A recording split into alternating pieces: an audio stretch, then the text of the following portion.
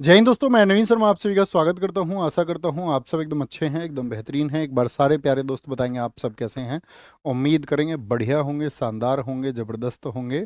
और एक बार comment section में अपनी मुस्कुराहट से आप भी दर्शाएं कि आप सब कैसे हैं, और जिससे एक ऊर्जा प्रवाहित होती है। और दोस्त, मेहनत आप करते हैं अपने भविष्य के लिए, कुछ सपने आप सब लोगों के होते हैं और एक दिन आप उनको पूरा करेंगे, यही उम्मीदें हमको हैं। हेमा पुंछी, आनंद मिश्रा, सपना, खुशी खान, डियर लाइफ, तनु राजपूत, सिया गुप्ता, लाडली आशीष नागर, आशु मीना, रवि, इनोसेंट गर्ल, जूली ठाकुर, विनय सिंह, सारे प्यारे साथियों का स्वागत है। और दोस्त, हम अपनी जर्नी में पहुंच चुके हैं प्रैक्टिस सेट नंबर 22 पर।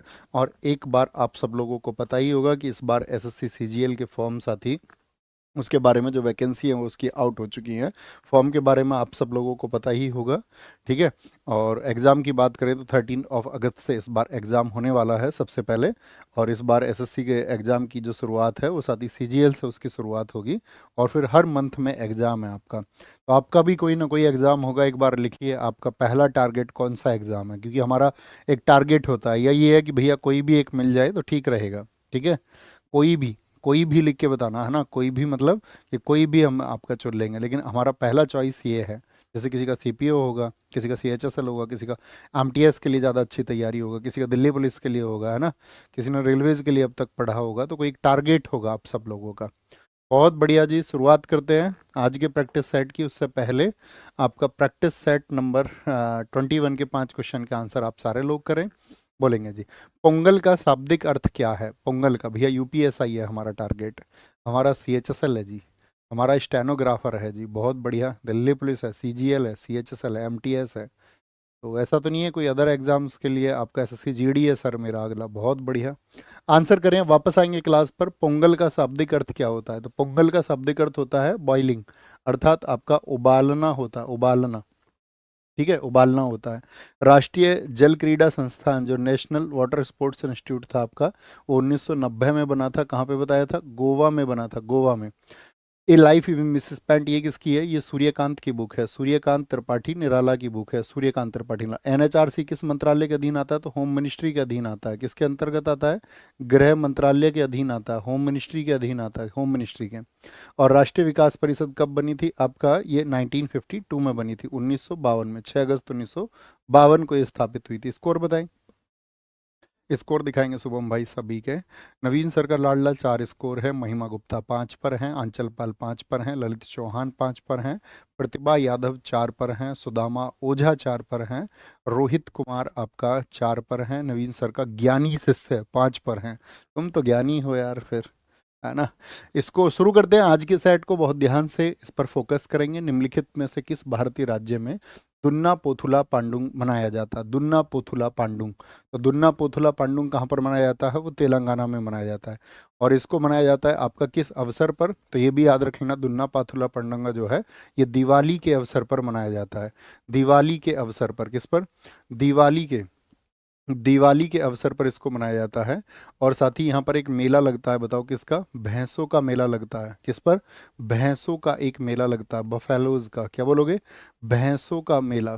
किसका आयोजित होता है यहाँ पर, भैंसों का मेला आयोजित होता है। अब हम आपसे पूछना चाहेंगे तेलंगाना का कोई एक उत्सव आप भी हमें बताएं, आप भी हमें बताएं। और बिगर बताए बता दिया करो, आपके पास जैसे ही इनपुट आए तो क्या बोलोगे, बोनालू है, बोनालू। बोनालू, बोनालू उत्सव है जो किसके लिए है, आपका देवी महाकाली के लिए है। किसके लिए मनाया जाता है, देवी महाकाली को समर्पित है आपका बोनालू उत्सव। कौन सा, बोनालू उत्सव। आपसे पूछे मेधराम जतारा, मैं आपसे पूछूंगा मेधराम जतारा कितने दिन आपका सेलिब्रेट किया जाता है, कितने दिन, तो क्या बोलोगे, 4 दिन उसको सेलिब्रेट किया जाता है, 4 डेज। समक्का सरक्का कब मनाया जाता है, बताओ, समक्का, समक्का सरक्का, एक एक आप भी याद करें, समक्का सरक्का यहीं पर। और इसमें जतारा आता है, जतारा, जतारा जितने भी हैं वो सारे के सारे तेलंगाना के हैं। जैसे कि एक आता है नागोबा जतारा, क्या आता है, नागोबा जतारा आता है, नागोबा जतारा आता है आपका। अलाई बलाई फेस्टिवल कहाँ का है, तेलंगाना का है, अलाई बलाई फेस्टिवल, जिसको हम क्या बोलते हैं, तेलंगाना का दशहरा कहते हैं, इसको दशहरा कहते हैं। क्या बोलते हैं, दशहरा।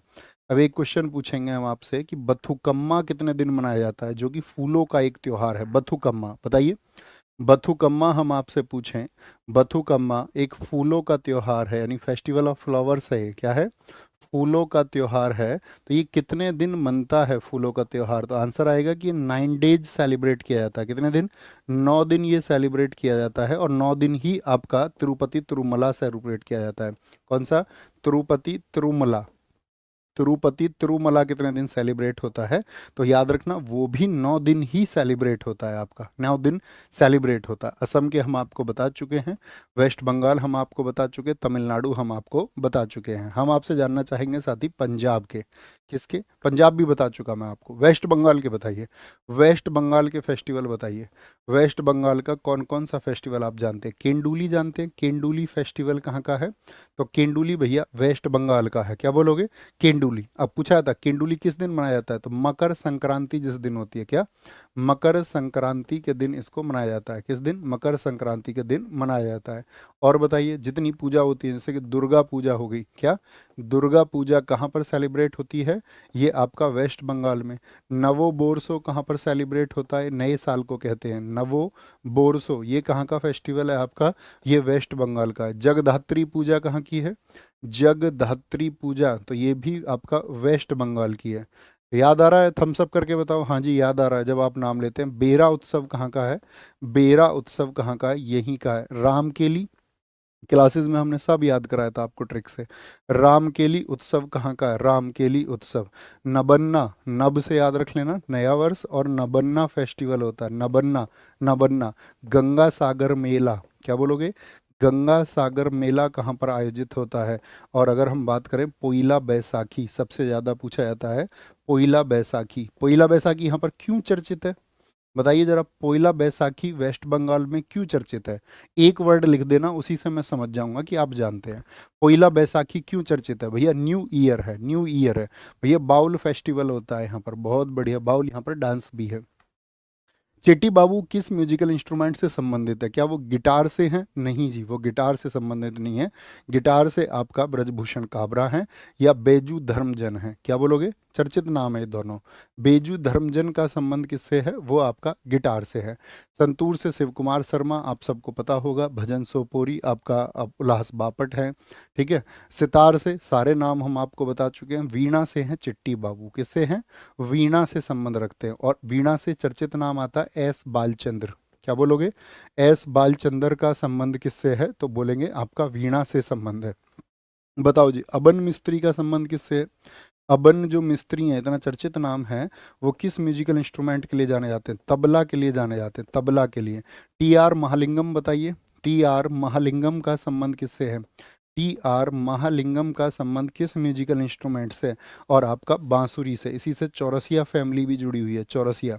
मुझे बताओ, बसंत काबरा किससे जुड़े हुए हैं? ब्रजभूषण काबरा की तरह गिटार मत कर देना। बसंत काबरा ये आपका सरोद से जुड़े हुए हैं। किससे? सरोद से जुड़े हुए हैं। न्योवेली नारायण बताइए, न्योवेली नारायण किससे जुड़े हुए हैं? न्योवेली नारायण ये साथी किस म्यूजिकल इंस्ट्रूमेंट से जुड़े हुए हैं? तो न्योवेली नारायण है मृदंगम से जुड़े हुए। किससे? मृदंगम से। और ऋषि कुमार उपाध्याय बताओ, ऋषि कुमार उपाध्याय किस म्यूजिकल इंस्ट्रूमेंट से जुड़े हुए हैं? ऋषि कुमार उपाध्याय, ऋषि कुमार उपाध्याय। तो ऋषि कुमार उपाध्याय हैं आपका पखावज से। कौन सा? जो ढोलक के जैसा होता है, पखावज देखा है तुमने? हाँ या ना? बोलेंगे हाँ जी देखा है। शेख चिन्ना मौला, इतना अकेला नाम है उस म्यूजिकल इंस्ट्रूमेंट के लिए, शेख चिन्ना मौला। तो शेख चिन्ना मौला बोलेंगे नाद स्वरम से हैं। किससे हैं? नाद स्वरम से इनका संबंध है। किससे? नाद स्वरम से इनका संबंध है। मुझे बताओ, जितने भी सेल्वा गणेश हैं, जैसे स्वामी स्वामी सेल्वा गणेश है आपका, जिनको स्वामीनाथन सेल्वा गणेशन के नाम से भी जाना जाता है, स्वामीनाथन सेल्वा गणेश। तो ये किससे जुड़े हुए हैं? तो ये जुड़े हुए हैं कंजीरा से। किससे? कंजीरा से जुड़े हुए हैं। ऐसे जैसे पी सेल्वा गणेश है, या आपसे पूछ ले कंजीरा से एक नाम और आता है दक्षिणामूर्ति पिल्लई। क्या नाम आता है? दक्षिणामूर्ति पिल्लई का संबंध किससे है? तो वो है आपका कंजीरा से, कंजीरा से। अच्छा, सैक्सोफोन के लिए एक चर्चित नाम हम आपको बताते थे, बताइए कौन है? सैक्सोफोन से जुड़ा हुआ नाम कौन सा है? बोलो भाई। सैक्सोफोन से सबका नाम आना चाहिए, परफेक्ट आंसर आना चाहिए। सैक्सोफोन से कौन सा नाम जुड़ा हुआ है? जो सबसे पहले बताएं, बताना है एक बार। हाँ, सैक्सोफोन से नहीं भैया, गलत गलत गलत गलत गलत गलत। हाँ, भैया कादरी गोपाल, कादरी गोपाल वाले सारे ठीक हैं। आपका जुबीन मेहता वाले सारे ठीक है, जुबीन मेहता वाले सारे ठीक हैं, बहुत कमाल बहुत कमाल। हिंदू कैलेंडर के अनुसार होलिका दहन किस दिन होता है? होलिका दहन किस दिन होता है? तो फाल्गुन की अमावस्या को या फाल्गुन की पूर्णिमा को। याद रखना, होली पर लग जाता है रंग पूर्ण तरीके से, पूरी तरह से लगता है, तो ये फाल्गुन पूर्णिमा को मनाई जाती है, ठीक है। होली कब आती है आपका? तो होली आती है आपका, याद रखना, होली आती है बसंत में। कब? बसंत होता है जब, बसंत में, ये भी पूछ लिया जाता है, बसंत में। और होली तो आप जानते हो सब जगह सेलिब्रेट होती है, तो होली के बहुत सारे रूप हैं अलग अलग राज्य में। बताइए किस राज्य में होली को क्या कहा जाता है? जैसे मैं पूछूं रंग पंचमी किस राज्य में मनाया जाता है? रंग पंचमी किस भारतीय राज्य में मनाया जाता है? तो क्या बोलोगे? महाराष्ट्र में, एमपी में और आपका राजस्थान में इसको कहा जाता है रंग पंचमी। क्या बोलते हैं? रंग पंचमी। मुझे बताओ होला मोहल्ला कहाँ पर मनाया जाता है? होला मोहल्ला, होला मोहल्ला कहाँ पर मनाया जाता है? तो होला मोहल्ला मनाया जाता है पंजाब में। लठ मार होली बताओ कहाँ पर है? लठ मार, लठ मार होली कहाँ पर मनाई जाती है? तो ये मनाई जाती है मथुरा में, मथुरा में, यानी कि बरसाना जो है आपका, बरसाना मथुरा यूपी में। सिग्मो बताओ, ये होली का ही नाम है, सिग्मो। सिग्मो ये आपको याद होगा सब, सिग्मो कहाँ पर है? वो गोवा में है। खड़ी होली बताओ कहाँ पर मनाई जाती है? खड़ी होली की अगर हम बात करें आपसे, खड़ी होली कहाँ पर मनाई जाती है? तो खड़ी होली आपका उत्तराखंड में मनाई जाती है। कहाँ पर? उत्तराखंड में। मंजल कहाँ पर मनाई जाती है आपका? बताओ फटाफट से, आपसे पूछ ले। इसको नाम देते हैं हम आपका मंजल कुली। मंजल कुली कहाँ की है? केरल की है। मंजल कुली कहाँ की है? आपका केरला की है। डोल यात्रा बताओ, डोल जिसको डोल यात्रा भी कहते हैं, डोल यात्रा तो वेस्ट बंगाल की है, लेकिन जब डोल उत्सव आ जाए तो दोनों नाम अलग हो जाएंगे। ध्यान से देखना, इसको डोल भी बोलते, दौल भी कहा जाता है। सीजीएल ने डोल नाम से पूछा था, तो ये नाम कभी कभी इंग्लिश हिंदी में देख लेना। डोल उत्सव जो है आपका, ये कहाँ पर है? ये असम का है। डोल उत्सव कहाँ का है? वो असम का है। फगुआ बताओ, फगुआ भी होली ही है। फगुआ कहाँ पर मनाया जाता है? फगुआ आपका बिहार में मनाया जाता है, बिहार में मनाया जाता है, बिहार, बिहार में मनाया जाता है, बिहार में। याओ सांग बताओ फटाफट से, याओ सांग कहाँ का? याओ सांग, तो याओ सांग मणिपुर। और मैं पूछना चाहूंगा, कितने दोस्त बता सकते हैं याओ सांग कितने दिन मनाया जाता है? याओ सांग कितने दिन मनाया जाता है? सोनू भाई एकदम ठीक आंसर है, विकास कुमार एकदम ठीक आंसर है। फटाफट से आंसर करें। याओ सांग कई बार एसएससी पूछ चुका है, हाउ मैनी डेज? क्या बोलेंगे जी? कितने दिन वो मनाया जाता है? सारे साथियों का आंसर है। शहबाज खान ठीक आंसर आपने दिया है हमेशा की तरह। वेरी गुड वेरी गुड, बहुत शानदार। नहीं, गलत आंसर है बहुत सारे साथियों के। स्टडी बॉय का ठीक आंसर है, स्पेस का सही आंसर है, और आपका ठाकुर अतुल सेंगर सही आंसर है। 5 5 5 5, बहुत बढ़िया। निम्नलिखित में से किस वर्ष में भारत ने अपना पहला रॉकेट लॉन्च किया था? पहला रॉकेट जो लॉन्च किया भारत ने, वो लॉन्च किया 1948 में क्या? नहीं जी, 1963 में लॉन्च किया था। पहला रॉकेट था भारत का RH-200। कौन सा? RH-200 था। अब अगर पूछ ले आपसे, जैसे हम पूछ ले प्रथम, प्रथम जो साथी हमारा उपग्रह था, फर्स्ट सैटेलाइट, फर्स्ट सैटेलाइट हमारा किस दिन का है? तो 19 अप्रैल 1975 का है। कब का है? 19 अप्रैल 1975 का है। किस नाम से किया था हमने? आर्यभट्ट के नाम से, जो भारत के एक महान मैथमेटिशियन थे। यहीं पे प्रश्न बदल जाएगा अगर पूछ लेगा पहला कम्युनिकेशन सैटेलाइट। वो तो सिर्फ फर्स्ट सैटेलाइट है, ये फर्स्ट कम्युनिकेशन सैटेलाइट है। पहला संचार उपग्रह कम्युनिकेशन सैटेलाइट वो है 19 जून 1981 का। क्या नाम था उसका? उसका नाम था आपका एप्पल। क्या बोलोगे? एप्पल नाम से लॉन्च किया गया था। चंद्रयान 1 मुझे बताओ फटाफट से, चंद्रयान 1 किस वर्ष में हमारा लॉन्च किया गया था? तो चंद्रयान 1 लॉन्च किया गया था हमारा 22 अक्टूबर 2008 को, 22 अक्टूबर 2008 को। इसको लॉन्च किया था पीएसएलवी C11 से। किससे? पीएसएलवी C11 से। अब मेरा क्वेश्चन आपसे ये है कि पीएसएलवी का फुल फॉर्म क्या होता है? फुल फॉर्म, तो पीएसएलवी का फुल फॉर्म होता है आपका polar satellite launch vehicle.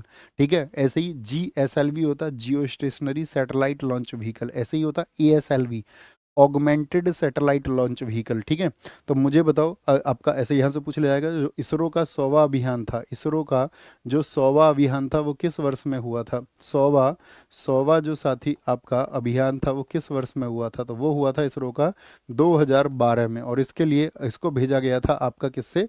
GSLV से। ठीक है, जीएसएलवी F-15 से इसको भेजा गया था, जीएसएलवी F-15 से इसको भेजा गया था। हम आपसे पूछेंगे भारत का जो पहला मंगलयान मिशन मिशन हुआ था, मंगलयान, तो मंगलयान को हमने किससे भेजा था? मंगलयान, बताओ जी, या किस वर्ष का है मंगलयान अभियान? तो मंगलयान हमारा हुआ था, बहुत चर्चित है, मंगलयान हमारा हुआ था 5 नवंबर सन 2013 को, पूरा भारत जानता है। और 2013 में इसको भेजा गया था PSLV C-25 से। ये क्या है? ये रॉकेट है, PSLV C-25 से उसको भेजा गया था। Polar satellite launch vehicle C-25 से उसको भेजा गया था, ठीक है। ये हमारे रॉकेट लॉन्च है। विनेश फोगाट विश्व चैंपियनशिप में कितने पदक जीतने वाली पहली भारतीय महिला पहलवान बनी? किसमें? वर्ल्ड चैंपियनशिप में। अब मेरा क्वेश्चन आपसे ये भी रहेगा, क्या इन्होंने वर्ल्ड चैंपियनशिप में गोल्ड जीता है? यस और नो, क्या आंसर आपका रहेगा? तो आप कहेंगे नहीं। क्या कहेंगे भैया? नहीं, गोल्ड नहीं जीता है, ये 2 मेडल इन्होंने जीते हैं। 2 मेडल, क्या बोलोगे? एक 2019 और एक 2022 में। और ब्रॉन्ज मेडल था इनका, क्या था? कांस्य पदक इनका था, कांस्य। हाँ, इन्होंने जो गोल्ड जीता है, गोल्ड जो जीता है इन्होंने, वो जीते हैं इन्होंने 3, लेकिन वो कॉमनवेल्थ गेम्स में है और साथ ही आपका एशियन गेम्स में है। क्या है? एशियन गेम्स में है, एशियन गेम्स में है। आपको पता है होना चाहिए, इनको खेल रत्न पुरस्कार कब मिला था? तो इनको खेल रत्न पुरस्कार मिला था 2020 में, 2020 में। अब ये कहाँ की राजनीति में सक्रिय हैं? तो क्या बोलोगे? हरियाणा राजनीति में सक्रिय हैं। हरियाणा राजनीति में ये क्या है? हरियाणा राजनीति में सक्रिय हैं। और वहाँ पर आपको पता होगा, हरियाणा में 90 सीट की विधानसभा है, तो वहाँ पर जो एक जुलाना सीट है, उस जुलाना सीट से ये एक्टिव हैं और वहाँ पर ये आपका क्या है? विधायक हैं, वहाँ से क्या है? विधायक हैं। बताइए, वहाँ पर इनके पास में विधायक पद है या नहीं है? क्या मैं सही बोल रहा हूँ? बताओ। आप कहेंगे हाँ जी, क्या ये इनके पास में जुलाना सीट से है आपका। और फाइनल में कौन सी वेट कैटेगरी में खेली थी ये आपका जो ओलंपिक था? ओलंपिक में कि कौन सी वेट कैटेगरी थी इनकी? तो वेट कैटेगरी थी इनकी 50 केजी, लेकिन उसमें कितना ज़्यादा हो गया था इनका वजन? तो क्या बोलेंगे? 100 ग्राम। क्या बोलोगे? 100 ग्राम अधिक होने की वजह से, 100 ग्राम अधिक इनका वजन हो गया था, वजन इनका हो गया था अधिक।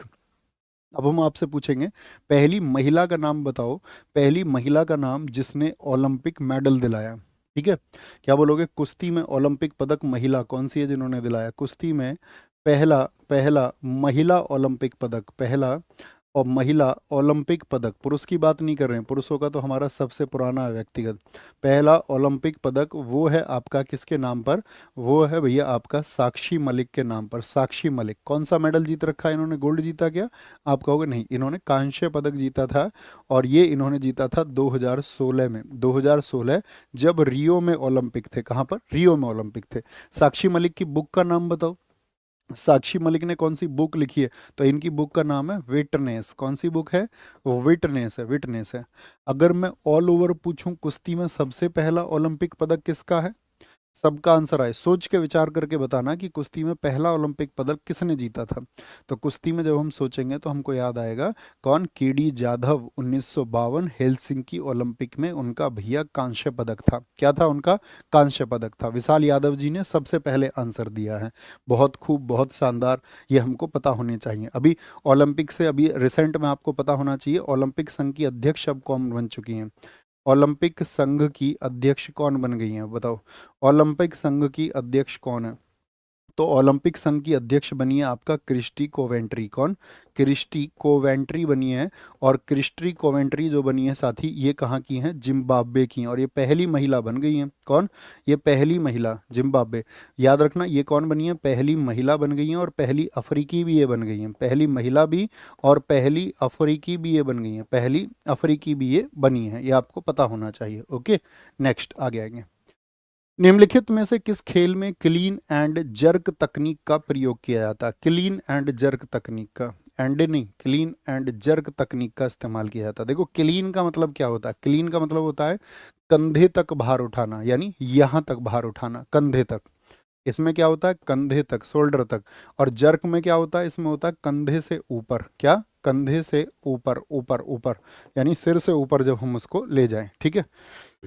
तो किस खेल में क्लीन एंड जर्क? ये किस में होता है आपका? ये आपका वेट लिफ्टिंग में होता है, वेट लिफ्टिंग में होता है। और ऐसे ही वेट लिफ्टिंग में हो गया क्लीन एंड जर्क। और पावर लिफ्टिंग में क्या क्या होता है बताओ?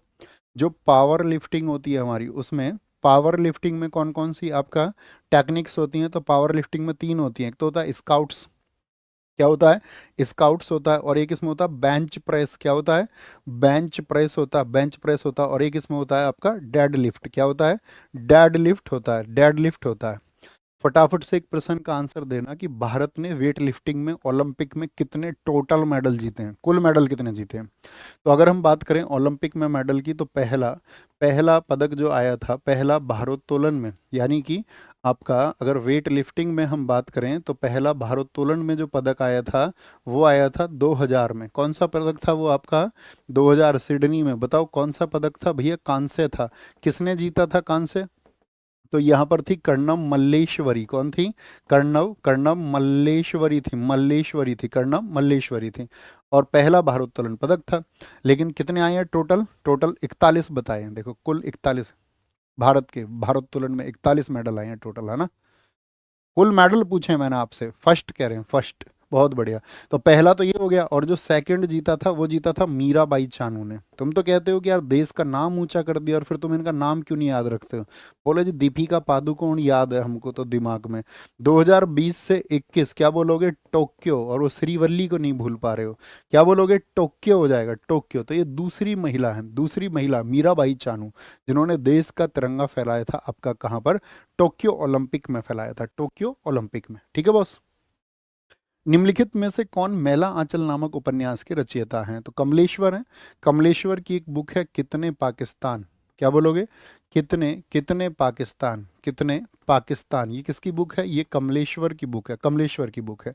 फणीश्वर नाथ रेणु की बुक है मैला आंचल। कौन सी? मैला आंचल। ओके। हरिशंकर परसाई की पुस्तक है विकलांग श्रद्धा का दौर। कौन सी बताएंगे जी? विकलांग, विकलांग श्रद्धा का दौर। और ये हिंदी साहित्य में बहुत पूछी जाती है, विकलांग श्रद्धा का दौर। ठीक है।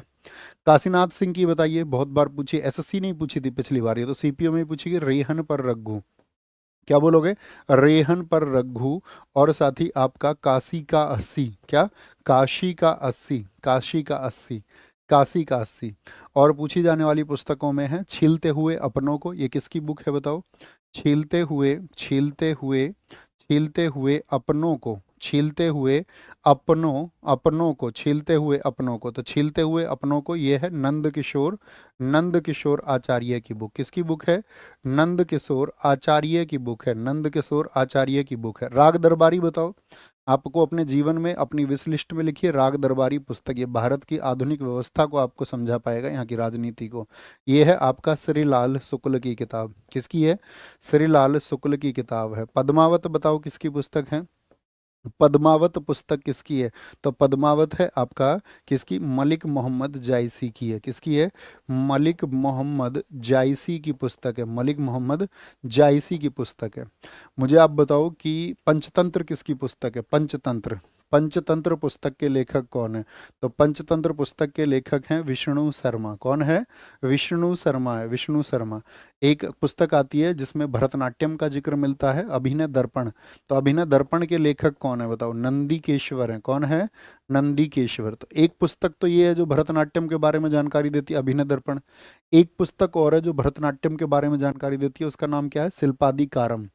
ये कौन सी भाषा की पुस्तक है बताओ? शिल्पादिकारम, शिल्पादिकारम। तो ये आपका तमिल भाषा की बुक है, और इसको लिखा है इलिंगो अदिगल ने। किसने? इलिंगो, इलिंगो अदिगल ने इसको लिखा है, इलिंगो अदिगल ने इसको लिखा है। मृगनयनी, मृगनयनी आपका किसकी पुस्तक है? तो मृगनयनी है वृंदावन लाल वर्मा की पुस्तक। किसकी है? वृंदावन लाल, वृंदावन लाल वर्मा की पुस्तक है, वृंदावन लाल वर्मा की पुस्तक। क्या बोलेंगे? मृगनयनी। बहुत चर्चित पुस्तक है और ये पूछी जाती हैं अक्सर पुस्तकें। नेक्स्ट, भारत के प्रथम पिछड़ा वर्ग आयोग की अध्यक्षता किसने की थी? पहला ओबीसी कमीशन जो बना था उसके अध्यक्ष थे गोपाल कृष्ण गोखले? नहीं जी, काका कालेलकर थे। एकदम से सही आंसर है, क्योंकि ये बना था 1953 में, 1953 में। पिछड़ा वर्ग आयोग किस आर्टिकल में है ये तो मैं आपको बता चुका था। दूसरा पूछे, दूसरा तो बीपी मंडल। क्या बोलोगे? बीपी मंडल की अध्यक्षता में नियुक्त हुआ था, और ये नियुक्त हुआ था 1970 में, 1970 में। किस आर्टिकल में आता है बताओ ओबीसी कमीशन? आपका आर्टिकल 338 बी में आता है, बी में आता है। ठीक है। इसका जो वर्तमान स्वरूप है वो कब से सामने आया? जो इसका आपका मॉडर्न फॉर्म है, मॉडर्न फॉर्म इसका आया 14 अगस्त 1993 से सामने, ठीक है। और इसको मुझे बताओ कॉन्स्टिट्यूशनल स्टेटस कब से मिला था, संवैधानिक दर्जा कब से मिला था इसको।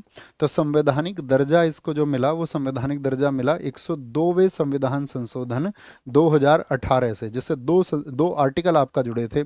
338 बी जुड़ा था एक तो, और एक जुड़ा था 342 ए, क्या 342 ए जुड़ा था। मुझे बताओ ओबीसी कमीशन के वर्तमान में अध्यक्ष कौन है, इसके वर्तमान में अध्यक्ष बताओ, क्या बोलोगे। इसके जो वर्तमान में अध्यक्ष हैं वो आपको बताने हैं। वर्तमान में अध्यक्ष कभी बदले तो इसको चेंज कर लेंगे आप, ठीक है। वर्तमान अध्यक्ष है इसके हंसराज अहीर। कौन है, हंसराज अहीर हैं, हंसराज गंगाराम अहीर जिनको हम बोलते हैं, क्या बोलोगे, हंसराज अहीर जी इसके अध्यक्ष हैं वर्तमान में। नियुक्ति कौन करता है बताइए फटाफट से। तो नियुक्ति होगी राष्ट्रपति के द्वारा। किसके द्वारा नियुक्ति होगी, आपका राष्ट्रपति द्वारा। किसके द्वारा, राष्ट्रपति द्वारा होती है, इसके जो अध्यक्ष होंगे, ठीक है। और कार्यकाल कितने दिनों का होगा नियुक्ति के बाद में, जो अध्यक्ष है उसका कार्यकाल कितने दिन का होता है, 3 वर्ष का होता है, 3 वर्ष का। पूछेगा ये किस मंत्रालय के अधीन आते हैं, तो ये मंत्रालय आता है आपका ओबीसी आयोग के लिए सामाजिक न्याय और आधिकारिकता। क्या बोलोगे, सामाजिक न्याय, न्याय और आधिकारिकता, सामाजिक न्याय और आधिकारिकता मंत्रालय, आधिकारिकता, आधिकारिकता मंत्रालय। यानी कि हम कह सकते हैं ministry of social justice and empowerment. क्या बोलोगे, ministry of social justice and empowerment, ministry of social justice and empowerment के अधीन में ये आपका आता है। कौन सा, पिछड़ा वर्ग आयोग। राष्ट्रीय महिला आयोग की स्थापना निम्नलिखित में से किस अधिनियम के तहत की गई थी, जो आपका नेशनल कमीशन फॉर वुमेन है, जिसको एनसीडब्ल्यू कहते हैं हम, NCW, national commission for women. बताओ जी, इसकी स्थापना क्या राष्ट्रीय महिला आयोग अधिनियम 1988 के तहत की गई, या इसके लिए आया एनसीडब्ल्यू एक्ट 1990, 1990 होगा जी, 1990 होगा। बहुत बढ़िया, वेरी गुड, एक साथी ने कहा 1990। लेकिन इसको वैधानिक रूप में कब स्वीकार किया गया, वैधानिक रूप में, वैधानिक रूप में इसको स्वीकार किया गया आपका 1992 में, ठीक है। इसको जो साथी आपका स्टेचुरी फॉर्म दिया गया 1992 में, ठीक है। और इसके प्रथम अध्यक्ष कौन बने थे, जब बताओ, प्रथम अध्यक्ष, प्रथम अध्यक्ष कौन बने थे इसकी, इसकी प्रथम अध्यक्षा बनी थी आपका, वो थी जयंती पटनायक। कौन थी, जयंती पटनायक, ये नाम आपको पता होना चाहिए, जयंती पटनायक, जयंती पटनायक, ओके। अब मुझे बताओ एनसीडब्ल्यू के सदस्य कितने, एनसीडब्ल्यू के सदस्य, सदस्य इसमें कुल कितने सदस्य होते हैं एनसीडब्ल्यू में, इसमें सदस्य होते हैं साथी आपका पता होना चाहिए आपको 6, यानी 1+5। और एक क्या होगा, एक होगा आपका अध्यक्ष। और याद रख लेना इसमें हमेशा ये फॉर्म रहेगा कि एक सदस्य एससी एसटी से भी होना चाहिए, ताकि एससी एसटी महिलाओं का भी ध्यान रखा जा सके। एक सदस्य एससी एसटी से आवश्यक है। नियुक्ति कौन करेंगे, तो नियुक्ति जो होती है वो राष्ट्रपति द्वारा होती है, नियुक्ति राष्ट्रपति द्वारा होगी, ये तो समझ गए ना, बाई प्रेसिडेंट होगी। और कितना टेन्योर होगा बताओ, कार्यकाल कितना होगा, तो कार्यकाल भैया जी 3 वर्ष का होगा, इसका भी 3 वर्ष का होगा।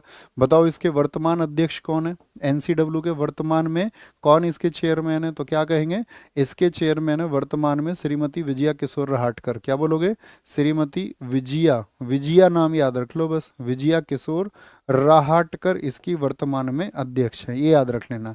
ये साथी इसको याद रखना, किसकी शक्तियां प्राप्त है एनसीडब्ल्यू को, इसको सिविल कोर्ट की शक्तियां प्राप्त हैं, जो सिविल न्यायालय को शक्तियां प्राप्त हैं, इसको सिविल कोर्ट की शक्तियां प्राप्त है, यानी सिविल कोर्ट की पावर्स इसको प्राप्त हैं, सिविल कोर्ट की पावर्स हैं, यानी कि आपका सिविल न्यायालय की इसको क्या है, शक्तियां हैं। किसको, नेशनल कमीशन फॉर वुमेन को, राष्ट्रीय महिला आयोग को, राष्ट्रीय महिला आयोग को। राष्ट्रीय अल्पसंख्यक आयोग, national commission for minorities, NCM की स्थापना कब की गई थी, 17 मई 1993 को की गई थी। बताएं जी, 17 मई 1993, एकदम से ठीक आंसर हो जाएगा जी भैया, 17 मई 1993। देखो अल्पसंख्यकों से संबंधित कौन कौन से अनुच्छेद है मौलिक अधिकारों में, बताओ। मौलिक अधिकारों में तो याद है ना आपको, आर्टिकल 29 और 30, ठीक है, उनके मौलिक अधिकारों से संबंधित हैं। तो 1993 की अगर हम बात करें तो एक्ट इसके लिए कब आया था, एक्ट आया था इसके लिए 1992 में, 1992 में। इसमें क्या होता है, जैसे आपका एनसीडब्ल्यू में मैंने बताया 6 सदस्य होते हैं, ऐसे इसमें 7 सदस्य होते हैं। 7 कैसे होंगे, एक अध्यक्ष होगा, एक आपका उपाध्यक्ष होगा, और 5 कौन होंगे, वो अन्य होंगे। 5 कौन होंगे, अन्य। एक अध्यक्ष, एक उपाध्यक्ष, 5 अन्य होंगे। 5 जो सदस्य होंगे ना, अन्य 5 जो सदस्य होंगे, ये अध्यक्ष सहित, यानी अध्यक्ष भी एससी, एससी क्या बोलोगे आपका, अब आपका 5 जो सदस्य होंगे वो अध्यक्ष सहित, यानी कि अध्यक्ष प्लस आपका, अध्यक्ष प्लस आपका कहाँ से होंगे, वो आपका एसटी समुदाय से होंगे। कहाँ से होंगे, एसटी समुदाय से होंगे, एसटी समुदाय से होंगे। इसके पहले मुझे बताओ, सॉरी माइनॉरिटीज से होंगे, आपका माइनॉरिटीज से होंगे, जो अध्यक्ष प्लस 4 होंगे माइनॉरिटी से। अब हम आपसे पूछें इसके पहले अध्यक्ष कौन रहे थे, एनसीएम के पहले अध्यक्ष कौन रहे थे इसके, तो पहले अध्यक्ष जो रहे थे आपका, वो रहे थे इसमें सरदार अली खान। कौन रहे थे, सरदार अली खान रहे थे, सरदार अली खान रहे थे, सरदार अली खान। और वर्तमान में तो इकबाल सिंह, वर्तमान में कौन है, इकबाल सिंह, वर्तमान में है आपका इकबाल सिंह, इकबाल सिंह है, इकबाल सिंह लालपुरा के नाम से जिनको हम जानते हैं, इकबाल सिंह। अगर मैं आपसे पूछूं 2011 की जो हमारी जनगणना हुई थी, उसमें साथी अल्पसंख्यक कितने थे टोटल 2011 में, तो सेंसस का क्वेश्चन बहुत इंपॉर्टेंट है। थम्स अप करके मुझे बताओ, मैंने आपको बताया था कि भैया मैंने आपका सेंसस को पढ़ाया हुआ है यूट्यूब पर, आप समय निकाल कर उसको पढ़ते रहना, ठीक है। बोलो भाई फटाफट से। सर मैंने नायक सीरीज 1.A करी है, उससे ही रिवीजन कर रहा हूँ, फिर भी इसे कर सकते हैं, उसका कंटेंट भी ऐसा है कि, तो क्या करना ठीक रहेगा। हाँ बिल्कुल आप रिवीजन कर सकते हैं साथी, इन सेट्स को अगर आप उसको पूरा कर चुके हैं तो रिवीजन के लिए आप इसका उपयोग कर सकते हैं, बिल्कुल कर सकते हैं, है ना। तो 2011 में कितना है, 19.3% है आपका। कौन है ये अल्पसंख्यक है हमारा, अल्पसंख्यक, अल्पसंख्यक है, ठीक है, माइनॉरिटीज हैं। और माइनॉरिटीज में सबसे बड़ा समुदाय कौन सा है, तो 2011 में आया था मुस्लिम समुदाय। देश में कितने प्रतिशत है मुस्लिम, माइनॉरिटीज में सबसे ज़्यादा यही है। तो क्या बोलेंगे, इनका जो प्रतिशत था वो था 14.2, यानी टोटल पॉपुलेशन का 14.2। टोटल पॉपुलेशन कितनी थी, टोटल पॉपुलेशन थी जब आपका, क्या बोलेंगे भैया, 120 करोड़ थी, तो 120 करोड़ यानी 12 से लगा लीजिए, 14 14 14 14 करोड़, 14 दूनी 28, तो कितना हो जाएगा आपका। अगर आप 120 करोड़ से कैलकुलेट करेंगे तो कैलकुलेट करिए फटाफट से, 121 करोड़ पे या 120 पे मान लीजिए जनरली, तो 12 14 1 14 14 दूनी 28, यानी कि लगभग 17 करोड़ के आसपास पॉपुलेशन बनेगी। निम्नलिखित में से कौन लोकपाल के लिए चयन समिति का, लोकपाल के लिए चयन समिति का सदस्य नहीं है, तो प्रधानमंत्री हैं, प्रधानमंत्री बिल्कुल हैं। निम्न सदन किसको बोलते हैं, लोकसभा को बोलते हैं, लोकसभा को, इसके अध्यक्ष होते हैं, हाँ जी। उच्च सदन के विपक्ष के नेता नहीं होंगे। भारत के मुख्य न्यायाधीश हाँ होंगे। और चौथे व्यक्ति होते हैं इसमें, एक ऐसा व्यक्ति होना चाहिए जो कानून का जानकार हो, ठीक है, यानी कि विधि वेत्ता हो। ये चारों लोग मिलकर के तय करते हैं। अगर हम आपसे पूछें लोकपाल, लोकपाल से मुझे बताइए फटाफट से, लोकपाल शब्द किसने दिया था, लोकपाल शब्द, लोकपाल शब्द किसने दिया, तो ये थे एल एम सिंघवी। कौन थे, एल एम सिंघवी थे। लोकपाल का लोगो किसने बनाया हमारे देश में, लोकपाल का जो लोगो बनाया वो बनाया आपका प्रशांत मिश्रा ने। किसने बनाया, प्रशांत मिश्रा ने बनाया, प्रशांत मिश्रा ने। अगर आपसे पूछे लोकपाल का जो पहला बिल आया था, पहला बिल वो किस वर्ष में आया था, तो पहला बिल आया था आपका 1968 में। और सबसे पहले लोकायुक्त का जो प्रावधान किया वो किस राज्य ने किया था, सबसे पहले लोकायुक्त का प्रावधान बताओ। जो आपका, इसको सीधे सीधे लिख लीजिए ना, लोकायुक्त विधेयक सबसे पहले कहाँ पर आया, लोकायुक्त विधेयक सबसे पहले, लोकायुक्त विधेयक जो आपका पेश हुआ था या बाद में वो पास हो गया, तो ये कहाँ पर, 1971, कहाँ पर, महाराष्ट्र में, 1971 महाराष्ट्र में, महाराष्ट्र में, याद रख लेना इस बात को। एक क्वेश्चन बनेगा आपसे कि जो आपका ये सबसे पहले दुनिया में ये विचार कहाँ से आया, सबसे पहले विचार, सबसे पहले लोकपाल का विचार आया था स्वीडन में। कहाँ पर, ये आया था स्वीडन देश में, स्वीडन में। और कब आया था, 1809 में। तो इसके लिए वहाँ पर समानार्थी शब्द क्या है, वहाँ पर है ओम बुड्समैन। क्या है, ओम बुड्समैन, ओम बुड्समैन वहाँ पर प्रयोग होता है, ठीक है। दो ओम बुड्समैन वहाँ पर प्रयोग होता है। और याद रखना 2013 एक्ट से इसको केंद्र और राज्यों में भारत में लाने के लिए काम हुआ, केंद्र और राज्य दोनों में, केंद्र और राज्य दोनों में। कब के एक्ट से, तो 2013 में एक्ट बनाकर। और मुझे बताओ इसका जो पहले पहले लोकायुक्त बने थे भारत में, पहले लोकपाल जो बने थे वो कौन बने थे, तो पहले थे पीसी घोष, पिनाकी चंद्र घोष। और वर्तमान में ये आपको बताने हैं, बताओ जी वर्तमान में लोकपाल कौन है, वर्तमान में है आपका अजय माणिक राव खानविलकर, अजय माणिक राव खानविलकर। क्या बोलोगे? अजय माणिक राव खानविलकर। ये वर्तमान में है। कौन है ये? वर्तमान में। अगर हम पूछे पूरे लोकपाल के लिए क्या संगठन होता है, संरचना क्या होती है, संरचना कितने सदस्य होते हैं टोटल, तो इसमें सदस्य होते हैं, एक तो आपका लोकपाल ही होगा 1+8, यानी कुल मिलाकर के 9 सदस्य होते हैं। कितने सदस्य होते हैं? कुल मिलाकर के 9 सदस्य होते हैं। और याद रखना, जो जांच करते हैं किस संस्था के माध्यम से करते हैं? जांच करेंगे ये सेंट्रल ब्यूरो ऑफ इन्वेस्टिगेशन के माध्यम से। क्या बोलोगे? किसके माध्यम से? सीबीआई के माध्यम से ये जांच करते हैं। नियुक्ति इनकी कौन करेगा? नियुक्ति इनकी राष्ट्रपति करेंगे। नियुक्ति इनकी राष्ट्रपति करेंगे। और कितने दिन के लिए करेंगे राष्ट्रपति? तो वो या तो 5 वर्ष पहले हो या 70 वर्ष, जो भी पहले हो जाएगा, 5 या 70 में से जो भी पहले हो जाएगा, तो उसके लिए इनकी नियुक्ति होगी। आपका किसकी? आपका लोकपाल की। बहुत परीक्षाओं में ये टॉपिक पूछा जाता है।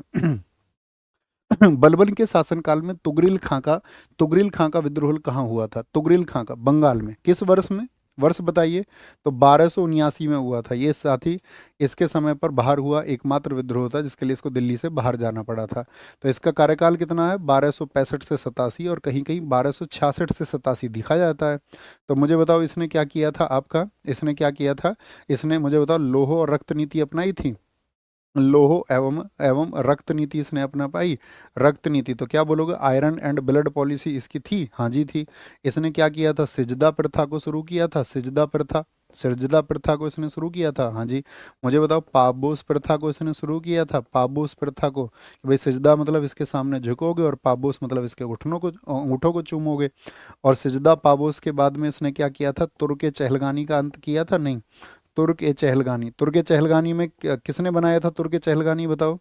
हमने आपको कल बताया तुर्क चहलगानी बनाया किसने था? याद रख लेना, इसी ने बनाया था।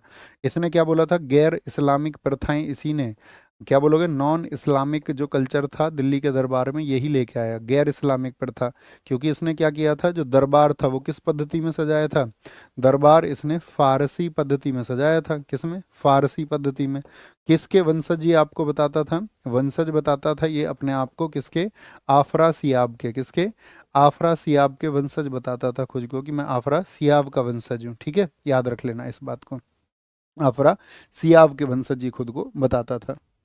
किसके शासनकाल में बड़ी संख्या में भारत में मंगोल बस गए? मंगोल, ठीक है, मंगोल बसे थे। बताइए, मंगोलपुरी में बस गए। उलूग खां का नेतृत्व था उनको। लगभग 4000 लोग भारत में एंटर किए थे। तो वो किसके समय पर एंटर किए थे? नसरुद्दीन महमूद के समय पर नहीं जी, जलालुद्दीन खिलजी के समय पर आए थे। जलालुद्दीन खिलजी के समय पर। क्या? जलालुद्दीन खिलजी। ये कल मैंने आपको बताया खिलजी वंश का संस्थापक था। अब मेरा प्रश्न आज आपसे रहेगा कि खिलजी वंश ने दिल्ली की गद्दी पर कितने वर्षों तक शासन किया था, और आपका यही आंसर दर्शाएगा कि आप रिवीजन को उसी भरोसे के अनुरूप कर रहे हैं जो भरोसा मैं आपके ऊपर करता हूं। बताइए जी। तो क्या बोलेंगे? जलालुद्दीन खिलजी जो गद्दी पर रहा 1296 से 1316। इसकी हत्या कर दी थी इसके भतीजे अलाउद्दीन खिलजी ने। क्या बोलोगे? इसकी हत्या किसने कर दी थी? एके ने। एके ने इसकी हत्या कर दी थी, एके ने। ठीक है। इसकी जो उपाधि थी उसका नाम है आपका शाइस्ता खां। इसकी उपाधि थी शाइस्ता खां। बताओ इसको शाइस्ता खां उपाधि किसने दी थी? तो इसको शाइस्ता खां जो उपाधि दी वो दी कैकूबाद ने। किसने? कैकूबाद ने, जो आपका अंतिम द्वितीय सम्राट था गुलामों का। ठीक है। और इसी के समय पर दो प्रमुख दरबारी रहते थे, इसके कोर्ट पोइट जो थे इसके दरबारी थे। एक तो था हसन देहलवी, और एक था आपका कौन? दूसरा बहुत चर्चित व्यक्ति है आपका अमीर खुसरो। अमीर खुसरो को भैया किस नाम से जाना जाता है? अमीर खुसरो को किस नाम से जाना जाता है? बोलेंगे भी फटाफट से, तो आप बोलोगे अमीर खुसरो को भैया जाना जाता है आपका किसके नाम से? तोताए हिंद के नाम से। गुनगुन ने ठीक बताया है आंसर। तो अमीर खुसरो को क्या बोलते हैं? Parrot of India. इसको तोताए हिंद भी बोलते हैं। एक बार तो एसएससी ने मैना ए हिंद पूछ लिया है इसको। तोता और मैना का अंतर ही नहीं समझ पाए। तोता ए हिंद इसको कहा अमीर खुसरो को। बताओ कितने सुल्तानों का दरबार इसने देखा था? 8 सुल्तानों का दरबार देखा था। अमीर खुसरो की बुक कौन कौन सी? एसएससी फेवरेट जो पूछता है, खजाइन उल फुतूह, नूर सिपीहर किसकी बुक है? इसी की बुक है। कौन कौन सी बताइए जरा। इसकी बुक का नाम क्या है? नूर सिपीहर है। नूर सिपीहर बुक है इसकी, नूर सिपीहर। आपका आशिकाना, आशिकाना बुक इसी की है। खजाइन उल फुतूह इसी की है, खजाइन उल फुतूह। और एक किताब इसने लिखी थी आपका तुगलक नामा। कौन सी बुक है इसकी? इसकी बुक है तुगलक नामा, तुगलक नामा, तुगलक नामा। और ये किसके समय पर थे? आपका जलालुद्दीन खिलजी के समय पर। फिर बाद के 8 शासकों के समय पर रहा। इसने 8 शासकों का दरबार देखा था, 8 शासकों का, मतलब इसके समय पर 8 शासक हुए। जलालुद्दीन खिलजी किस वंश के बाद में आया था? गुलाम वंश के बाद में। तो मुझे ये और बताओ, गुलाम वंश का अंतिम शासक कौन था? गुलाम वंश का जो साथी लास्ट एम्परर था, लास्ट एम्परर कौन था? गुलाम वंश का लास्ट एम्परर, गुलाम डायनेस्टी का लास्ट जो एम्परर था उसका नाम है केमुर्स। क्या नाम है उसका? नाम है केमुर्स, केमुर्स नाम है उसका, याद रखना क्या नाम है। His name was Kemurs, Kemurs. और इसकी हत्या कर दी एके ने। और एके ने इसकी हत्या कब की थी आपका? ओ सॉरी, मैंने क्या लिख दिया, 1296 से 1316 थोड़ी ना होगा। ये 1290 से गद्दी पे बैठा था और 1296 तक गद्दी पर रहा था। भैया इसको करेक्ट करना एक बार थम्स अप करके, थम्स अप करके बताओ भैया, इसको करेक्ट करना है, ठीक है। क्योंकि इसके बाद में इसकी जो हत्या की वो एके ने की 1296 में। और अलाउद्दीन खिलजी आया आपका गद्दी पर कब से? अलाउद्दीन खिलजी आया था 1296 से 1316। तो देखो 30 वर्षों का खिलजी वंश, उसमें से 20 वर्ष किसने शासन किया? अलाउद्दीन खिलजी ने। और इसके लिए पैसा कहाँ से लाया था अलाउद्दीन खिलजी? वो लाया था देवगिरी अभियान से। कहाँ से? जो आपका इसका देवगिरी अभियान था, देवगिरी अभियान। देवगिरी अभियान इसने किया था कहाँ पर? महाराष्ट्र में। कहाँ पर? देवगिरी कहाँ पर स्थित है? महाराष्ट्र में। और ये कब किया था उसने? 1296 में। और यहाँ से पैसा लाया और आपका जलालुद्दीन खिलजी की हत्या कर दी, ठीक है, जलालुद्दीन खिलजी की। मुझे बताइए इसने अलाउद्दीन खिलजी को कौन सी जागीर दी थी? इसका भतीजा था, तो कड़ा मानिकपुर की जागीर इसको दी थी, लेकिन उसने अपने चाचा की हत्या कर दी। ओके, आगे आएंगे, नेक्स्ट है। बोलो भाई फटाफट से। अलाउद्दीन खिलजी की निम्नलिखित विजयों को कालक्रमानुसार व्यवस्थित कीजिए। बच्चा कुछ पिन कोड ऐसे हैं मेरे भाई जहां पर किताब डिलीवर नहीं हो सकती है। वो फ्लिपकार्ट में अगर वो आपका पिन कोड नहीं डले हुए हैं तो रवि कुमार यादव जी, वो पॉसिबल नहीं है। नहीं तो आप देश सेवा कर रहे हैं मेरे दोस्त, आप आईटीबीपी में तैनात है, तो ये हमारे लिए सबके लिए फ़ख्र की बात है। लेकिन इसमें क्या होता है मेरे साथी कि जो पिन कोड अवेलेबल नहीं है ना, उस पर पहुँचती नहीं है किताब, उस पर पहुँच नहीं पाती है। Really sorry. बोलेंगे जी। अलाउद्दीन खिलजी की निम्नलिखित विजयों को कालक्रमानुसार व्यवस्थित कीजिए। पहले कहाँ पर गया वो? रणथंबोर में। रणथंबोर में उसकी जगह जीत हुई थी 1301 में, 1301 में। कौन शासक था रणथंबोर में? हमीर देव था, हमीर देव था। ओके। और यहाँ पर हमीर देव थे। गुजरात में बताओ, गुजरात में 1299 में यहाँ पर शासक थे कर्णदेव। कौन थे? यहाँ पर शासक थे आपका कर्णदेव। वारंगल में उसका अभियान हुआ था 1310 में, और ठीक है, और वारंगल में। चित्तौड़ में उसका अभियान हुआ था 1303 में। और 1303 में कौन शासक थे? यहाँ पर राणा रतन सिंह जी थे। कौन थे? राणा रतन सिंह जी थे, राणा रतन सिंह जी थे, ये बात याद रखनी है, राणा रतन सिंह थे। तो पहले कौन सा अभियान हुआ बताओ फटाफट से, सबसे पहले कौन सा अभियान हुआ? सबसे पहले कौन सा अभियान हो गया आपका? 1301, यानी एक एक एक एक नहीं सॉरी, दो, 2143 क्या बन जाएगा? 2143 हो जाएगा, 2143 हो जाएगा, याद रखना। देखो अलाउद्दीन खिलजी को एक टाइटल मिला था राय रायन। क्या बोलोगे? राय रायन। मुझे बताओ अलाउद्दीन खिलजी को राय रायन टाइटल किसने दिया था? राय राय रायन, राजाओं का राजा, राय रायन टाइटल ये किसने दिया था? तो ये दिया था आपका, जब ये गया था आपका दक्षिण में, देवगिरी का जो शासक था रामचंद्र देव ने। किसने? रामचंद्र देव ने ये टाइटल दिया था। अब मुझे बताओ आप, अलाउद्दीन खिलजी के बचपन का नाम क्या था? इसका इसका जो बचपन का नाम है, बचपन का नाम, तो बचपन का नाम था अली गुरसाप्स। क्या था? अली गुरसास्प इसके बचपन का नाम था। और इसी को हम क्या बोलते हैं? इसी को बोलते हैं हम सिकंदर सेकंड, सिकंदर द्वितीय। क्या अब ऐसा वक्त आ गया है कि सिकंदर ए सानी एक महिला के लिए जंग करेंगे? तो क्या बोलो? हाँ जी, बहुत फैला ली सरहदें, अब बाहें फैलाने का वक्त है। सिकंदर ए सानी, अलाउद्दीन खिलजी। अलाउद्दीन खिलजी की अगर हम बात करें, इसकी कौन सी एक तो साथी स्थाई सेना, इसने कौन कौन से उपाय किए थे बताओ? इसने परमानेंट सेना रखी थी एक, हाँ जी भैया।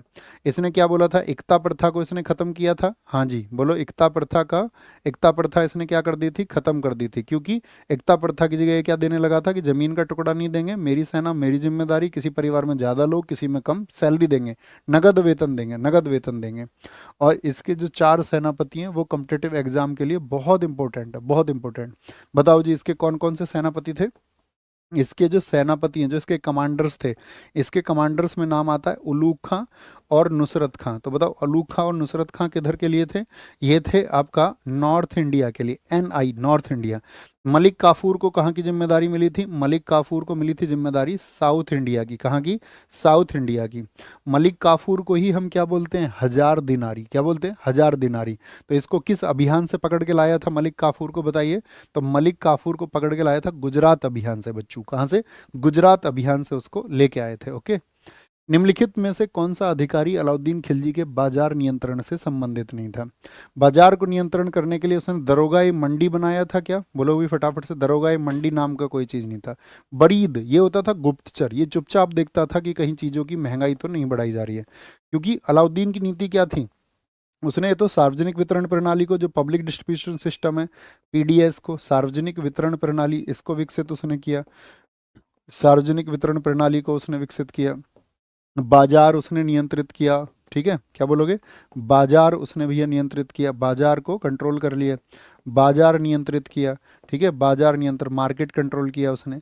और एक उसने क्या किया था? मूल्यों को नियंत्रण किया, प्राइस को कंट्रोल किया था। प्राइस को उसने क्या किया था? कंट्रोल किया था।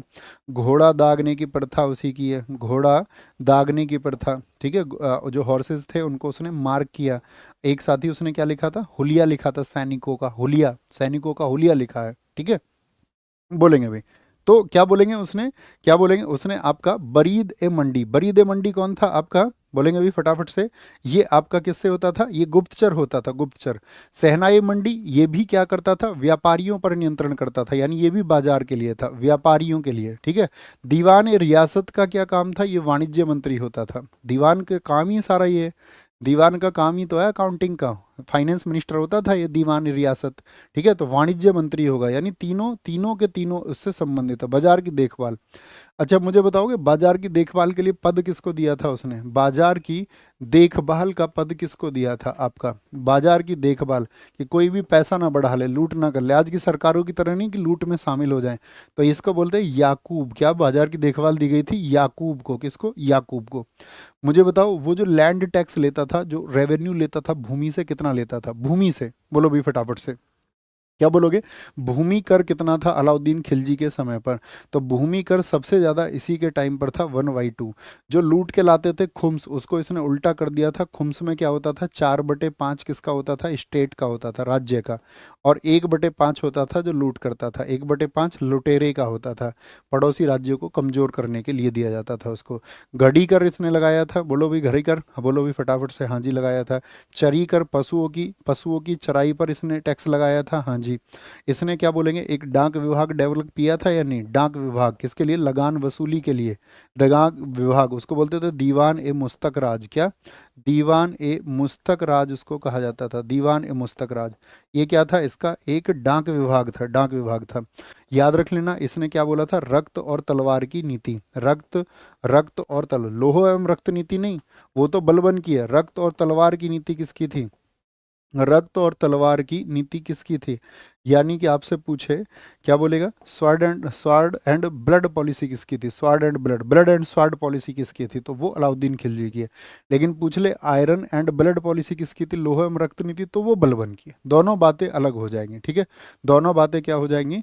अलग हो जाएंगी। बोलेंगे भी फटाफट से। ऊपर दिखाओ, एक साथी ने बड़ा अच्छा लिखा है भैया, ठाकुर वाणी कह रहे हैं गुप्तचर तो वरीद होता था और भेदी होते थे मुन्ही। बच्चू बहुत शाबाश, शाबाश। अब हम समझ गए हैं कि आप ठाकुरवाणी लिख के बताएं कि आप कक्षा करते हैं, है ना? आप फिर फाउंडेशन बैच को पढ़ रहे हैं बहुत अच्छे से। बोले भी फटाफट से। अनुराग सिंह कह रहे हैं भैया सोनम तो बेवफा निकली। बेटा पढ़ लो।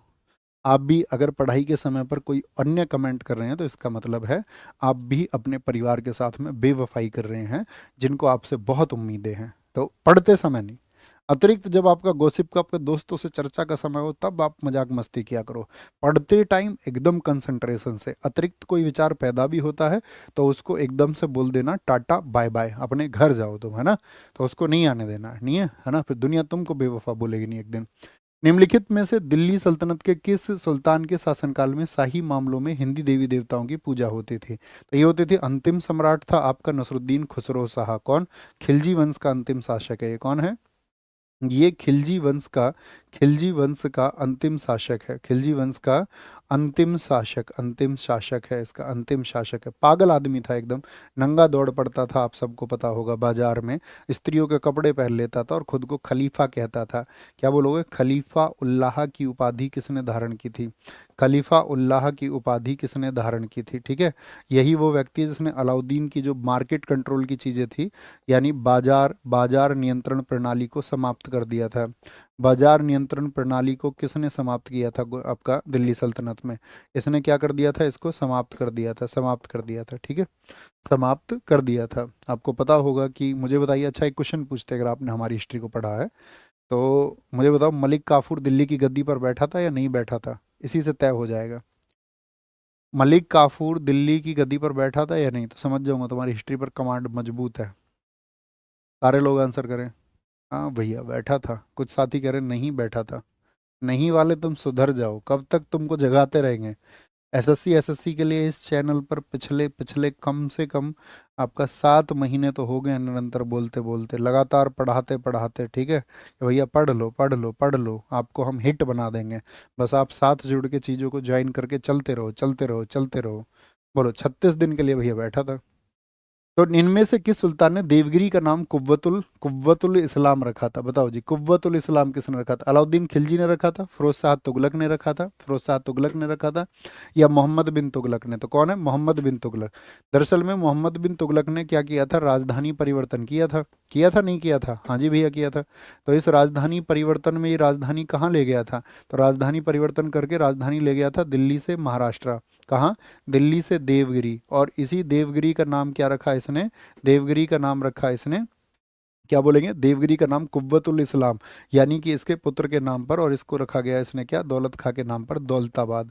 ये भी लिखा मिलता है कई बार, दौलताबाद। ये राजधानी परिवर्तन है। क्या बोलोगे? राजधानी परिवर्तन है। मुझे बताओ, ये तुगलक वंश जो है कब कितने वर्षों तक शासन किया था? कल हमने बताया आपको। तो तुगलक वंश में क्या था? तुगलक वंश के राजाओं का सबसे ज्यादा काल पूछा जाता है, तो इसका कौन सा है आपका? गयासुद्दीन तुगलक है पहले तो। संस्थापक कौन है? गयासुद्दीन तुगलक, जिसको हम क्या बोलते हैं? GST। क्या बोलते हैं उसको? GST। इसके बाद में आया मोहम्मद बिन तुगलक, MBT। और इसके बाद में आया FST, Firoz Shah Tughlaq. Goods and service tax मत लिख देना इसको, MBT। और आपका, तो ये GST जो आया था, याद है, 1320 से 25। और ये याद है आपको, इसकी खिलाफत हो गई थी किससे? इसकी खिलाफत थी निजामुद्दीन औलिया से। निजामुद्दीन औलिया को जब इसने दिल्ली खाली करने के लिए क्या कहा था, तो निजामुद्दीन औलिया ने इनसे क्या कहा था? तो निजामुद्दीन औलिया ने कहा था, हुनूज दिल्ली दूरस्थ, पहले दिल्ली तो पहुंच जाओ। तो ये वापस आ रहा था बंगाल से और दिल्ली में डूब के मर गया, सॉरी दब के मर गया, डूब के नहीं। ठीक है, 1325 से 51 कौन रहा था? मोहम्मद बिन तुगलक। सबसे पढ़ा लिखा व्यक्ति यही है। ठीक है, रक्त पे पासू इसको कहा गया, क्योंकि इसने जनता को बहुत परेशान किया। बेचारा सोचता अच्छा था, लेकिन अच्छा हो नहीं पाता था। अच्छा हो नहीं पाता था, कहते हैं कि इसका भाग्य इसके खिलाफ था, है ना। तो मोहम्मद बिन तुगलक आपका, तो इसकी बात हम कर रहे हैं। तो मोहम्मद बिन तुगलक के सबसे इंपॉर्टेंट काम कौन से हैं? एक तो राजधानी परिवर्तन रहा उसका। एक उसने दीवान अमीर कोही का निर्माण कराया किसानों के लिए, कि भाई कर्ज ले सकते हैं, तकावी ऋण ले सकते हैं। दीवान अमीर कोही का निर्माण, क्या बोलोगे? कमीर कोही का निर्माण किसने कराया आपका? ये करवाया था MBT ने, मोहम्मद बिन तुगलक ने कराया था, मोहम्मद बिन तुगलक ने कराया था। अच्छा, इसके समय पर एक व्यक्ति आया था मोरक्को से, उसका क्या नाम है? मोरक्को से आया था आपका, मोरक्को, जिसको मूर भी कहा जाता है कई बार। मूर कंट्री से कौन आया था? इब्न बतूता आया था, इब्न बतूता। और इब्न बतूता कब आया था बताओ? इब्न बतूता आया था 1333 में। और इब्न बतूता ने एक बुक लिखी, उस बुक का क्या नाम है? उस बुक का नाम है रेहला, या उसको किताबुल रेहला भी कहते हैं, किताबुल रेहला। तो रेहला किसकी बुक है? वो इब्न बतूता की बुक है। किसकी? इब्न बतूता की बुक है। किस भाषा में लिखी इब्न बतूता ने वो बुक? तो याद रख लेना, वो अरबी भाषा में लिखी है। किसमें? अरबी भाषा में रेहला को लिखा। और ये इसको क्या बनाया था उसने? बहुत इंटेलिजेंट आदमी था, तो इसको दिल्ली का वैसे समझो हाई कोर्ट का चीफ जस्टिस बना दिया। तो काजी, काजी का मतलब क्या होता था? न्याय विभाग का प्रमुख, न्याय विभाग का प्रमुख होता था। और फिर इसको भेजा चीन में अपना एम्बेसडर बना के, चाइना में अपना एम्बेसडर बनाया, चाइना में दूत बनाकर भेजा 1342 में। कब? 1342 में। तो ये मोहम्मद बिन तुगलक के समय की आपका महत्वपूर्ण बातें हैं। एक आप याद रख लेना, यहाँ पर आपका जो गयासुद्दीन तुगलक हमने कहा, तो GST ने क्या किया था? सर्वाधिक नहरें किसने बनवाई थी? नहीं सॉरी, सबसे पहले नहरें कहेंगे, क्योंकि सर्वाधिक तो फिरोज शाह तुगलक ने बनाई। सबसे पहले नहरें किसने बनवाई थी? भारत में सबसे पहले नहरें निर्माण करवाने वाला कौन है? तो वो भैया गयासुद्दीन तुगलक है। कौन है? गयासुद्दीन तुगलक है। सबसे अधिक नहरें किसने खुदवाई बताओ? सबसे अधिक नहरें किसने खुदवाई थी? तो वो आपका फिरोज शाह तुगलक है। FST, फिरोज शाह तुगलक है, ये हमको पता होना चाहिए, फिरोज शाह तुगलक है। नेक्स्ट, वह कौन सा जल डमरू मध्य है जो एशिया और उत्तर अमेरिका को अलग करता है? अच्छा, बुक मिल गई ना? कितने लोगों को बुक मिल चुकी है? थम्स अप करके बताएं मुझे फटाफट से। रहे ना, आप सब लोगों ने इंतजार किया होगा, तुमने आज साइट हैंग कर दी उसकी, है ना? एप्लीकेशन तो चली ही नहीं। और वो फ्लिपकार्ट वाले भी, उनके भी मतलब तोते उड़ गए। उन वो भी सोच रहे हैं कि यार अगर सस्ती किताब होती है 99 की, छोटी पतली सी किताब होती है, तब तो हम भी देखते हैं स्टैटिक जीके, क्योंकि आप सबको पता होगा जब अपनी आई थी तो उसने हैरी पॉटर का रिकॉर्ड तोड़ा था। 4 घंटे में 80,000 का रिकॉर्ड था, लेकिन वो 2.5 लाख कॉपी चली गई थी उसकी। और आज फिर से वही हुआ है, और आप लोगों ने उसको करके दिखाया है, ये आप सब लोगों का प्यार है। और जैसे स्टैटिक जीके की हमारी बुक एक शानदार कंटेंट के लिए पिछले कई वर्षों में जानी गई, उसको बहुत सारे छात्रों ने, सफल छात्रों ने सराहा, उसी तरह उम्मीद करूंगा आपके पास, जिनके पास एक किताब पहुंच गई है, जब आप सफल हों तो इस किताब के बारे में हमेशा कहना ना भूलें। या जब आपको इसका कंटेंट अच्छा लगे तो अपने साथियों को ज़रूर सुझाव करें, यदि अच्छा लगे तो। उस पर बहुत मेहनत हुई है और उम्मीद करेंगे आप उसमें सफल होंगे। कुछ साथियों को मेरे पास मैसेज थे, उन्होंने डेमो देखा। डेमो साथी सेट होने से पहले का है, पहले का है, वो बहुत पहले का है ना। डेमो की चिंता नहीं करनी है उसको कि डेमो में भैया आगे पीछे चीज़ें, तो वो तो एक रफ ड्राफ्ट है, वो रफ ड्राफ्ट है ना, वो कंप्लीट बुक नहीं है उसमें। ओके, तो आंसर करें भैया। जो एशिया और उत्तर अमेरिका को अलग करता है, कौन सा जल डमरू मध्य है? तो वो है आपका बेरिंग जल डमरू मध्य। कौन सा? बेरिंग जल डमरू मध्य, ठीक है। और पाक किसका है आपका? ये है आपका पाक, ये इंडिया, इंडिया और पाकिस्तान, नहीं, पाक जल डमरू मध्य, पाक जल डमरू इंडिया और श्रीलंका को अलग करता है। किसको? इंडिया और श्रीलंका को अलग करता है, इंडिया और श्रीलंका को अलग करता है पाक जल डमरू मध्य। जिब्राल्टर किस किस के बीच में है? मोरक्को और स्पेन के बीच में। जिब्राल्टर किसके बीच में है? मोरक्को और स्पेन के मध्य है, स्पेन के मध्य, ठीक है। और मलक्का जल डमरू मध्य किसके मध्य है? ये सुमात्रा को, या इंडोनेशिया मलेशिया कह सकते हैं, या सुमात्रा और मलय बोल सकते हैं, सुमात्रा और मलय कह सकते हैं। या बोल दो इंडोनेशिया, इंडोनेशिया और मलेशिया को अलग करता है, मलेशिया को, मलेशिया के बीच में स्थित है मलक्का। एक बहुत अच्छी पूछी जाती है क्वेश्चन, हारमुज जल संधि किस किस को अलग करती है? हारमुज, तो हारमुज किसको बोलेंगे? फारस की खाड़ी को ओमान से अलग करती है। क्या बोलोगे? बे ऑफ फारस को किससे अलग करेगा? ओमान से अलग करता है, ओमान से अलग करता है। बासपोरस जल संधि बताओ किसको किससे अलग करती है? बासपोरस, तो बासपोरस जल संधि अलग करती है आपका मरमरा को काला सागर से। मरमरा, ये तो सबको पता होगा, कॉमन क्वेश्चन है, बहुत पूछा जाता है। मरमरा को काला सागर से। अच्छा, सुंडा मुझे बताओ, सुंडा जो साथी आपका, सुंडा किसको किससे? जावा और हिंद महासागर को अलग या जोड़ने का काम करती है। जावा और हिंद महासागर, हिंद महासागर को अलग करने का काम करती है, जावा और हिंद महासागर को। ओके, नेक्स्ट है, निम्नलिखित में से कौन सा एक युग्म सही सुमेलित है? कौन सा एक युग्म है जो सही सुमेलित है, एकदम से सही मैच है? बोथनिया की खाड़ी क्या आपका फ्रांस में है? नहीं भैया। अगर मैं आपसे बात करूं बोथनिया की खाड़ी कहाँ पर है, तो वो फिनलैंड में है। कहाँ पर है? बोथनिया आपका फिनलैंड में है। कहाँ पर है? फिनलैंड में स्थित है। बेफिन की खाड़ी मैं आपसे पूछूं तो ये कनाडा में है। कहाँ पर है? बेफिन की खाड़ी वो आपका कनाडा में स्थित है। कारपेंट्रिया पूछें तो ऑस्ट्रेलिया आप कहेंगे। क्या बोलोगे?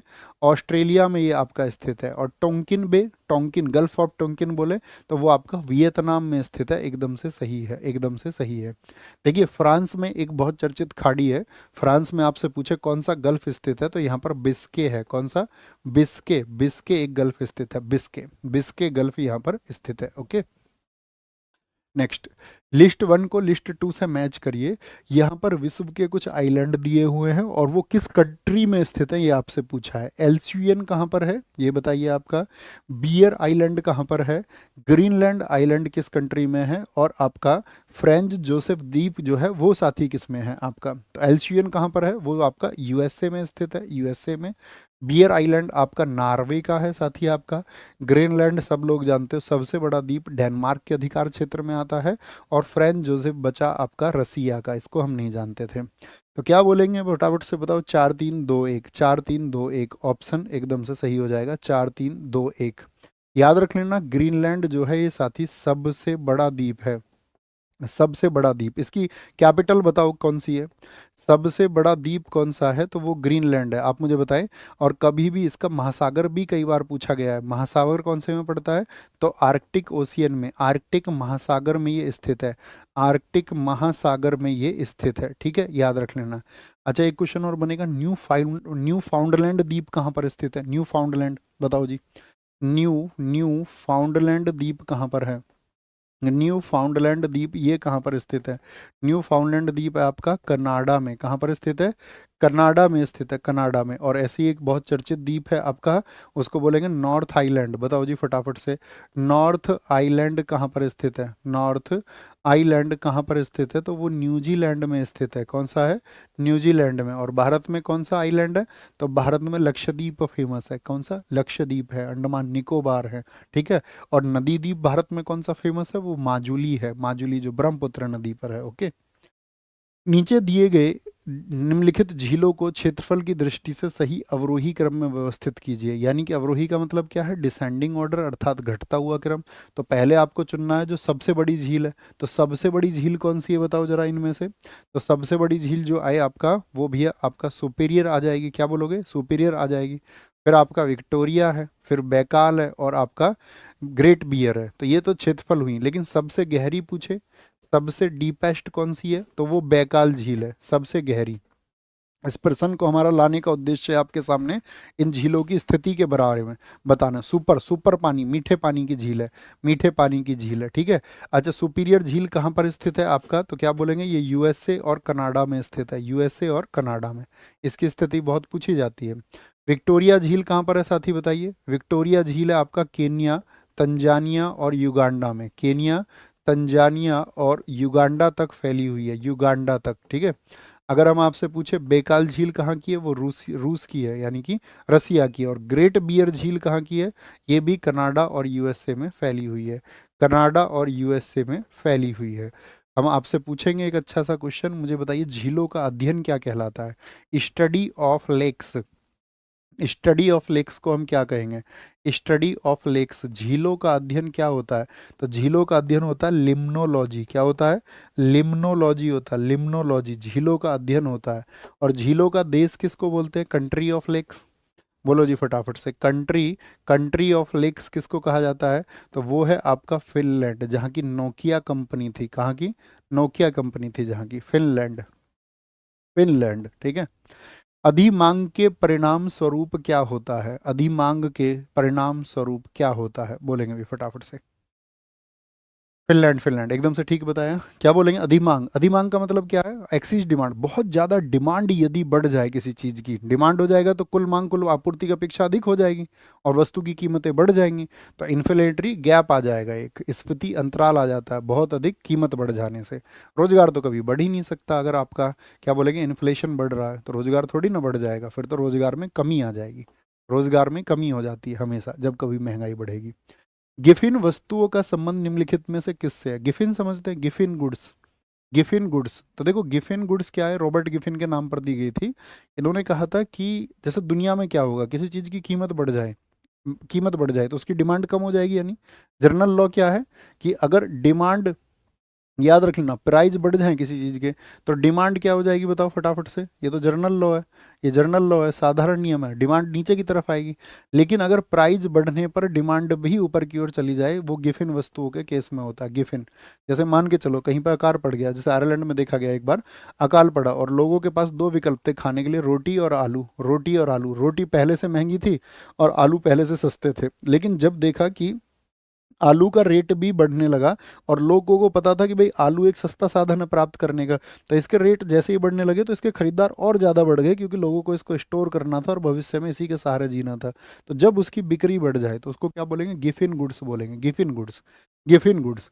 तो ये क्या होगा, गिफिन गुड्स आय प्रभाव प्रतिस्थापन प्रभाव से अधिक मजबूत है, यानी इनकम का इफेक्ट जो है ना वो स्ट्रॉन्गर है सब्सटीट्यूशन इफेक्ट से, कोई और सब्सटीट्यूशन इसका है नहीं। तो इसीलिए सब्सटीट्यूशन इफेक्ट क्या होता है, जब किसी चीज़ की जगह आप कुछ और चुन लो, अच्छा इससे मेरा काम नहीं चलेगा कुछ और ले ले, लेकिन यहाँ पर सब्सटीट्यूशन इफेक्ट नहीं होता, वो कमज़ोर होता है और इनकम इफेक्ट ज़्यादा होता है, इनकम इफेक्ट ज़्यादा होता है। ठीक है, लिस्ट 1 को लिस्ट 2 से मैच करिए, बताइए जी। ये योजना दी हुई है और उनके आरंभ होने के वर्ष दिए हुए हैं, किस वर्ष में कौन सी योजना आरंभ हुई थी। तो आम आदमी बीमा योजना, देखो हमेशा आपका गवर्नमेंट के जो साथी फ्लैगशिप कार्यक्रम है वो आपको पता होना चाहिए। आम आदमी योजना आपका 2007 की है, 2007 की है। पीएम आत्मनिर्भर स्वास्थ्य योजना 2021 में शुरू की थी आपका। प्रधानमंत्री जन आरोग्य योजना 2018 की है और सुरक्षा बीमा योजना 2016 की है। बहुत पूछी जाती है सुरक्षा बीमा योजना भी और जन आरोग्य योजना भी बहुत पूछी जाती है। तो क्या बन जाएगा आपका 3142, 3142 बन जाएगा, करेक्ट आंसर है। दृश्यमान विकिरण की खोज किसने की थी, विजुअल जो रेडिएशन है उसको किसने डिस्कवर किया था, क्या हेनरी बैकरल ने की थी। गामा किरणों की खोज किसकी, गामा रेज की। क्वेश्चन बनता है गामा किरणों की खोज किस वर्ष में हुई थी, गामा किरणों की खोज किस वर्ष में हुई थी, तो सन 1900 में हुई थी। कब हुई थी, 1900 में हुई थी। विलियम रॉन्जन, इन्होंने एक्स रेज को, किसको, एक्स किरणों की खोज की थी, एक्स किरणों की खोज की थी। और एक्स किरणों की जो खोज हुई वो हुई 1895 में, 1895 में। आइजक न्यूटन ने की थी खोज, हाँ जी भैया न्यूटन ने ही गति के नियम दिए। आपका मार्कोनी ने किसकी खोज की थी, इन्होंने की थी आपका जितनी भी दीर्घ रेडियो तरंगे होती हैं, लॉन्ग रेडियो वेव्स, क्या बोलोगे, लॉन्ग रेडियो वेव्स की खोज किसने की थी, वो मार्कोनी ने। अगर मैं आपसे पूछूं आपका जो लघु लघु रेडियो तरंग होती हैं, स्मॉल रेडियो वेव होती हैं, स्मॉल रेडियो वेव, लघु रेडियो तरंगों की खोज किसने की थी, तो वो था आपका हर्ट्ज। कौन था, हर्ट्ज था, आवृत्ति का मात्रक जिसके लिए नाम पर है। अच्छा मुझे बताओ अवरक्त विकिरण की खोज किसने की, जो आपका इंफ्रारेड रेडिएशन है, इंफ्रारेड रेडिएशन की खोज की आपका हर्शल ने, किसने, हर्शल ने खोजा था। अल्ट्रावायलेट रेज को, पराबैंगनी किरणों की खोज किसने की थी, अल्ट्रावायलेट रेज को, यूवी रेज को, तो वो खोज की थी आपका रेटर ने। तो ये सब क्या है, तरंगों की प्रकृति होती है। और याद रखना ना, किसी भी तरंग का जो प्रकृति है यानी कि नेचर ऑफ वेव है वो किस पर डिपेंड करेगा, हमेशा उसके वेग पर निर्भर करेगा, उसकी तरंगदैर्घ्य पर भी वो निर्भर करेगा, तरंगदैर्घ्य पर भी निर्भर करेगा। और तरंगदैर्घ्य आप सब लोग जानते हैं कि आवृत्ति का व्युत्क्रमानुपाती होता है, v इक्वल्स टू 1/λ होता है, या लैम्डा तरंगदैर्घ्य बराबर क्या होता है, 1/ये होता है न्यू, न्यू बोलेंगे, वी भी नहीं बोलते उसको, न्यू बोलते हैं। न्यू इक्वल्स टू 1/λ होता है, यानी कि आवृत्ति पर भी निर्भर करता है। मैंडलीव के अनुसार तत्वों के गुणधर्म, मैंने आपको बताया था किसके, मैंडलीव क्या कहता था, तो मैंडलीव कहता था परमाणु भार, द्रव्यमान भी लिखा मिल सकता है, भार भी।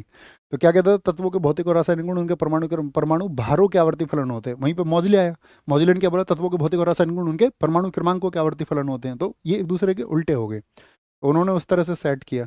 तो मैंडलीव की आवर्त सारणी कब आई थी बताना जरा, ये 1872 में एक जर्मन पत्रिका में आई थी, जर्मन पत्रिका में। कितने एलिमेंट्स थे इसमें, तत्व कितने थे, तो इसमें तत्व थे आपका 63। इसमें क्या नहीं था, क्या इसमें आपका जितनी भी उत्कृष्ट गैसें हैं जिनको हम जीरो गैस बोलते हैं, क्या उत्कृष्ट गैस इसमें थी, तो याद रखना उत्कृष्ट गैस इसमें नहीं थी, उत्कृष्ट गैस इसमें नहीं थी। इसको याद रखना कब तैयार किया था उसने, तो तैयार किया था 1869 में, पीरियोडिक टेबल को। यहाँ पर क्या हुई थी, ये पब्लिश हुई थी, जर्मन पत्रिका में पब्लिश हुई थी, जर्मन पत्रिका में पब्लिश हुई थी, ठीक है, पब्लिश हुई थी। और जो मौजले ने बनाई थी वो किस पर आधारित थी बताइए, मौजले ने परमाणु क्रमांक, क्या बोलेंगे, क्रम, जो मौज लेता है वो क्रम में नहीं चलता कभी भी, परमाणु क्रमांक, क्या बोलोगे, परमाणु क्रमांक, यानी कि एटॉमिक नंबर पर, वो एटॉमिक मास पर, ठीक है, तो परमाणु क्रमांकों पर इसने बनाया। और इसने अपनी बनाई 1913 में। इसने कितने तत्व बता दिए, इसने बता दिए 118 तत्व, कितने, 118 तत्व, जिसमें से नेचुरल कितने बताए थे इसने, तो मौजले के अनुसार नेचुरल अर्थात प्राकृतिक नेचुरल एलिमेंट्स कितने हैं, तो 94 है, 94 है। इसने कितने आवर्त में बांटा था, कितने आवर्त में, तो आवर्त बताए 7, और आपका कॉलम्स कितने बताए थे इसने, आपका समूह कितने बताए, तो समूह बताए थे 18, क्या बताए थे, समूह बताए थे उसने 18, ओके, समूह 18 बताए थे। रॉड और कॉन कहाँ पर पाए जाते हैं, रॉड और कॉन बताए, रॉड और कॉन कहाँ पर पाए जाते हैं, तो ये दिल में, फेफड़े में, आंख में, तो भैया आंख में पाए जाते हैं। रॉड एंड कॉन कहाँ पर, आंख में पाए जाते हैं। और आंख में कहाँ पर, रेटिना पर पाए जाते हैं। आँख में जो रेटिना होती है उस पर रॉड और कॉन मिलते हैं आँख पर, ठीक है। तो जैसे आँख में रॉड की अगर हम बात करें, रॉड रॉड क्या होती है आपका, सलाका होती है, सलाका होती है, सलाका। और ये क्या है, एक सेंसरी सेल है, यानी कि ये क्या है, संवेदी कोशिका है। और रॉड जो सलाका है, ये जैसे आप छाया के इलाके में चले गए जहाँ पर शैडो है, या फिर जहाँ पर आपका अंधकार है, अंधेरे में भी कुछ थोड़ा बहुत देख पाते हो हल्का सा या नहीं, रात को देख ही नहीं पाते हो, अंधे हो जाते हो एकदम से, तो आप कहेंगे नहीं, रॉड की वजह से हम देख सकते हैं। वहीं पर जो शंकु होती है, शंकु को हम बोलते हैं आपका कौन, कौन। तो कौन क्या होता है आपका, अगर बहुत तेज लाइट हो जाए तब भी दिखेगा नहीं, हालांकि आंख टिमटिमा जाएंगी तुम्हारी, और तेज प्रकाश में भी। और अगर रंग इधर से उधर बदलने लगे आपके सामने, लाल पीला कभी हरा एकदम से, तो कलर डिस्क्रिमिनेशन होने लग जाए, या आपका इंटेंस लाइट हो जाए, तो कौन देखता है, तो शंकु की वजह से देख पाते हैं, शंकु की वजह से। ये सब रेटिना में मिलता है। और रेटिना पर जो इमेज बनती है आंख पर, वो कैसी होती है बताओ, रेटिना पर इमेज कैसी बनती है, रेटिना पर आपका चित्र जो बनेगा वो हमेशा रियल होगा, क्या होगा, वास्तविक और उल्टा होगा, वास्तविक और उल्टा, यानी कि रियल बनेगी और आपका क्या बन जाएगी, रियल एंड रिवर्स बन जाती है, रिवर्स बन जाती है। आपकी आंख में जो प्रकाश एंटर करता है उसको कौन कंट्रोल करता है, कि कितना प्रकाश जा रहा है उसको कंट्रोल किया जाए आंख पे, कहीं आंख खराब ना हो जाए, तो कौन होता है भैया, कॉर्निया को आपका जब आइज डोनेट होती है तब दिया जाता है। हाँ जी, पूछा जाता है आंख जब डोनेट होती है तो क्या दिया जाता है, कॉर्निया। अच्छा मुझे बताओ, एक क्वेश्चन पूछा जाता है आपका, आंख कितने मेगापिक्सल की होती है हमारी, तो 576 मेगापिक्सल की। रेलवे पूछता है ऐसे, साइंस साइंस के सबसे अच्छे सवाल कौन पूछता है, वो रेलवे पूछता है, ठीक है। एक क्वेश्चन पूछता है आपका कि जो आंख से ही बनता है आपका, उसको बोलेंगे आपका, आंख पर जो चित्र का प्रभाव रहता है वो कितने सेकंड तक रहता है, कितने सेकंड तक रहता है। तो याद रखना, आंख जो प्रकाश को कंट्रोल करेगा, प्रकाश को नियंत्रित वो करती है पुतली, प्रकाश को कंट्रोल, कि भाई आंख में कितना प्रकाश जाएगा, ठीक है। आंख में प्रकाश को कंट्रोल, आंख में जो प्रवेश करेगा उसको कौन करेगा, पिपिल करता, pupil pupil pupil pupil pupil pupil, क्या बोलोगे इसको, पुपिल बोलेंगे, पुपिल। और यानी कि ये क्या होता है आपका, पुतली को कहते हैं पुपिल, पुतली होता है, पुतली क्या करती है, उसको कंट्रोल करते हैं। PU है, PUPIL। मानव शरीर में पाई जाने वाली सबसे बड़ी संधि कौन सी है, तो सबसे बड़ी संधि होती है आपका, शोल्डर जॉइंट सबसे बड़ा होता है, कि आप कहेंगे नहीं, वो होती है जानु संधि, वो जानु नहीं जो तुम समझ रहे हो, नी जॉइंट होता है। और ये कैसा जॉइंट होता है, ये मूवेबल जॉइंट होता है, क्या होता है, मूवेबल जॉइंट होता है। और जैसे घुटना है आपका, इसमें दर्द भी हो जाता है बहुत ज़्यादा, ख्याल नहीं रखोगे, ठीक है। तो मूवेबल जॉइंट जो होता है उसमें कौन सा लिक्विड भरा रहता है, उसमें कौन सा लिक्विड होता है, उसमें लिक्विड होता है साइनोवियल द्रव। कौन सा होता है इसमें, साइनोवियल लिक्विड होता है, साइनोवियल द्रव होता है, ठीक है। ये लुब्रिकेंट का काम करता है, एक लुब्रिकेंट का, ठीक है, चिकनाई बनाए रखता है ये। अच्छा इसके बाद में अगर मैं आपसे पूछूं, सबसे सबसे लंबी हड्डी कौन सी है बताओ, सबसे लंबी हड्डी, ये तो सब जानते होगे, कॉमन सा क्वेश्चन है, बताओ जरा। सबसे लंबी हड्डी होती है जंघास्थी, यानी जंघा की जो हड्डी है उसको क्या बोला जाता है, फीमर, फीमर उसको कहा जाता है, फीमर, फीमर उसको कहते हैं। और सबसे छोटी हड्डी कौन सी होती है बताओ, सबसे छोटी हड्डी कौन सी होती है, वो होती है आपका कान की हड्डी, कान की। और उसको बोलते हैं स्टेप्स, क्या बोलते हैं उसको, स्टेपीज भी कई बार लिखा मिल जाता है, क्योंकि कान में 6 हड्डी होती है, 3 इस कान में 3 इस कान में, incus malleus stapes, incus malleus stapes, तो 3 3 हड्डी होती है दोनों दोनों कान में, तो 6 हड्डी होती है। अच्छा बचपन में कितनी हड्डी होती है हमारी, 300 हड्डी होती है। बड़े होते तो कितनी हड्डी हो जाती है हमारे अंदर, बोलो फिर फटाफट से, कितनी हड्डी हो जाती है, तो आप कहेंगे भैया फिर हमारे अंदर हो जाती है आपका कितनी, बोलो भाई फटाफट से, 206 हो जाती है, 206।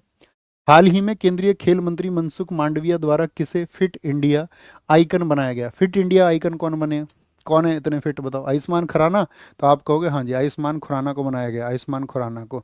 विक्की कौशल टाटा मोटर्स के, किसके, टाटा मोटर्स के, कौन बना, विक्की कौशल बना टाटा मोटर्स के। और ये आदमी एक दिन देखना तुम, सुपरस्टार यही होगा, ठीक है। विराट कोहली की बात करें तो MRF टायर, क्या बोलोगे, MRF टायर, और प्लस में आपका ऑडी, क्या बोलोगे, ऑडी। मिलिंद सोनमन की बात करें, नहीं जानते।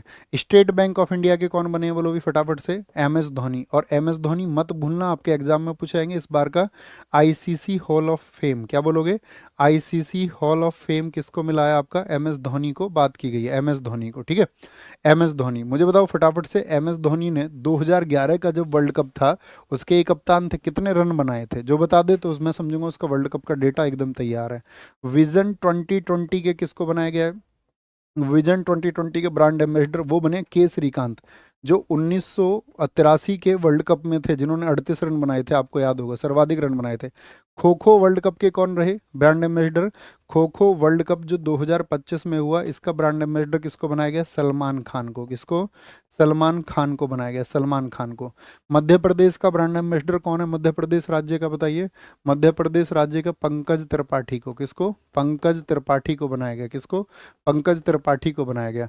एक आपसे पूछे, यूएन वैश्विक जलवायु के लिए किसको बनाया गया? यूएन ग्लोबल ग्लोबल क्लाइमेट के लिए किसको बनाया गया? यूएन वैश्विक जलवायु के लिए। क्या बोलोगे? यूएन वैश्विक जलवायु के लिए किसको बनाया गया है? तो यूएन वैश्विक यानी कि ग्लोबल क्लाइमेट के लिए बनाया गया है आपका शुभ को। शुभ, शुभम गिल मत लिख लेना, शुभ। एक पंजाबी सिंगर है, कौन है? रैपर है, एक पंजाबी सिंगर को बनाया गया यूएन। यूएन किसके लिए? आपका ग्लोबल क्लाइमेट के लिए क्लाइ। और आपका थाईलैंड देश का पर्यटन विभाग किसको सौंपा गया इस बार? थाईलैंड। थाईलैंड देश का जो पर्यटन विभाग है, यानी थाईलैंड में जो पर्यटन है वो बढ़े, तो उसके लिए किसको जिम्मेदारी मिली है? Brand ambassador Sonu Sood. कौन? सोनू सूद। सोनू सूद की बुक बताओ भैया।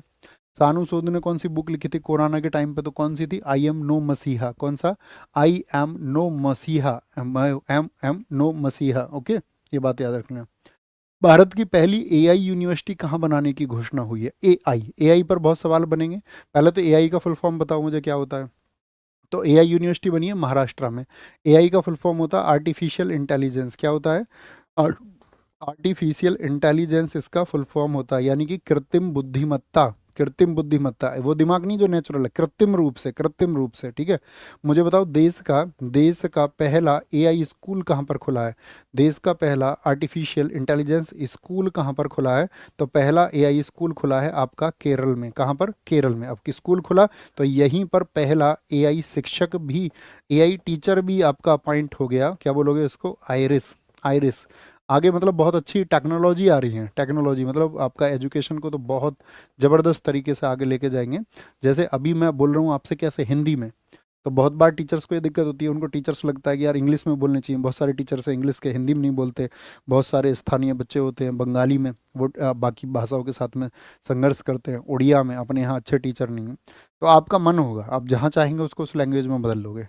अच्छा, बोर्ड पे जो लिख रहे हैं तो वो भी ऑटोमेटिक चेंज होगा, कोई ग्रीन पर्दा टाइप का कुछ होगा, और आपको सेगमेंट उस तरह से प्रोवाइड होंगे। आप अपनी तरह से, पीछे लिखा हुआ भी बदलता रहेगा और नाम भी उस तरह से बदलता रहेगा। ठीक है, कोई दिक्कत? तो पहला एआई स्कूल हो गया, पहला एआई टीचर हो गया।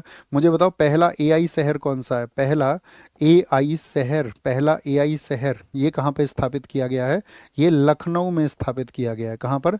लखनऊ में। दुनिया का पहला एआई बच्चा कहाँ पर पैदा हुआ है?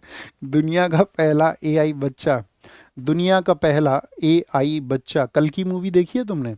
वो फ्यूचर है, पहला एआई बच्चा। और बहुत लेट का फ्यूचर नहीं है, इसी 21वीं सदी के अंत में आ जाएगा, देखना तुम। पहला एआई बच्चा ये मैक्सिको में पैदा हुआ है। मैक्सिको में पैदा हुआ है, मैक्सिको में। थोड़ी बहुत भावना है जिसके अंदर ही, एक समय पर आप आपकी कुछ भी बोल देते हो ना, एक समय पर आपके विचारों पर भी नियंत्रण हो जाएगा, देखना तुम। तुम्हें चुप रहना होगा। और सरकार, सरकार क्या मतलब, जो आपका कंट्रोलिंग यूनिट होंगे, कोई सरकारें नहीं होंगी, का कंट्रोलिंग यूनिट जो होंगी वो आपसे ये कहेंगी कि आपके बोलने की आवश्यकता ही नहीं है, चुप रहिए बस, कुछ कहने की ज़रूरत ही नहीं है।